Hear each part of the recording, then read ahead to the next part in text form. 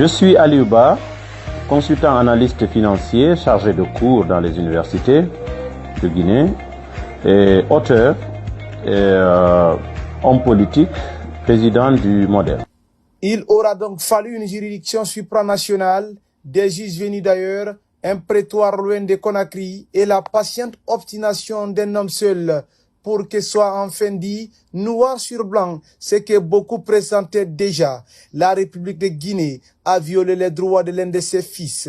Le 25 juin 2026, la Cour de justice de la CEDEAO a rendu un arrêt qui dépasse de loin le destin personnel d'Aliouba, président du Modèle. Ce jugement ne raconte pas seulement l'histoire d'un homme confronté au pouvoir, il raconte celle d'un État rappelé à l'ordre par le droit, d'une république invitée à regarder en face ses propres contradictions. Que les autorités de Conakry exécutent ou non cette décision n'est désormais plus la question essentielle, car quelque chose d'irréversible vient de se produire, une vérité judiciaire a été déposée dans les archives de l'histoire. Les gouvernements passent, les arrêts demeurent. Imaginez un instant la scène dans toute sa nudité. D'un côté, un appareil d'État dans toute sa magnifience, ses procureurs, ses prisons, ses ministres, ses décrets solennels tamponnés, cette impressionnante machinerie qu'on appelle la puissance publique. De l'autre côté, un homme seul, Mamadou Aliouba, sans armes, sans milice, sans autre que sa parole, sa confiance dans le droit. Et c'est précisément cet homme seul qui finit par obtenir justice, non par force, non par la ruse, mais par cette idée presque révolutionnaire sous nos latitudes, celle qu'aucun pouvoir n'est suffisamment grand pour être placé au-dessus du droit. Et donc, nous avons assisté à des réquisitions du ministère public qui, au lieu de requérir, est venu s'attaquer à nos moyens d'appel.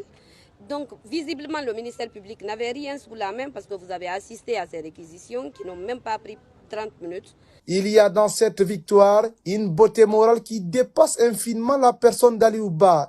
Elle rappelle que le droit, lorsqu'il fonctionne, même imparfaitement, même lentement, même à plusieurs centaines de kilomètres de Conakry, demeure la plus redoutable des résistances face à l'arbitraire.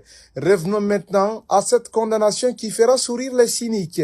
Un franc CFA, un seul. La Guinée, ce pays dont le sous-sol regorge de bauxite, de fer, de diamants et dont Simandou est présenté comme le plus grand projet minier du XXe siècle, a été condamné à verser un unique franc CFA à celui dont elle a bafoué les droits. On pourrait croire à une plaisanterie, ce serait une erreur, car ce franc symbolique est infiniment plus lourd que des millions. La Cour ne cherche pas à enrichir une victime, elle voulait établir une responsabilité. Elle voulait dire une chose simple, l'État avait tort. Tort d'entraver une liberté, tort de faire de l'expression politique un objet de répression, tort de transformer les institutions de la République en instruments de représailles. Voilà pourquoi ce franc CFA est sans doute la monnaie la plus chère jamais versée par l'État guinéen. Sa valeur n'est pas économique, elle est morale.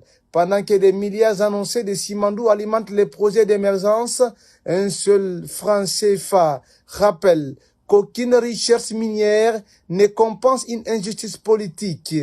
Les autorités de Conakry pourront toujours choisir le silence, pourront différer l'exécution de l'arrêté et minimiser la portée ou tenter de l'oublier. Mais il est des décisions qu'aucun pouvoir ne peut les effacer. Cet arrêté circulera. Il sera cité par les avocats, étudié dans les facultés de droit, brandi par les défenseurs de liberté, invoqué demain par d'autres citoyens confrontés aux mêmes dérives.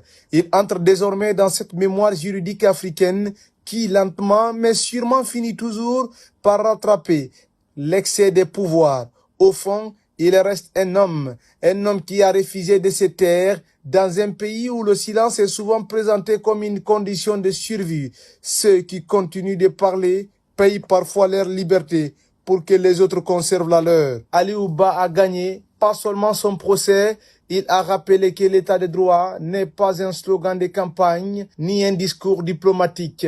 C'est la seule frontière qui sépare encore l'autorité de l'arbitraire. Et c'est peut-être cela qui retiendra l'histoire, le jour où un seul homme, armé de sa seule foi dans la justice, a obligé tout un État à répondre de ses actes devant l'histoire et le monde entier.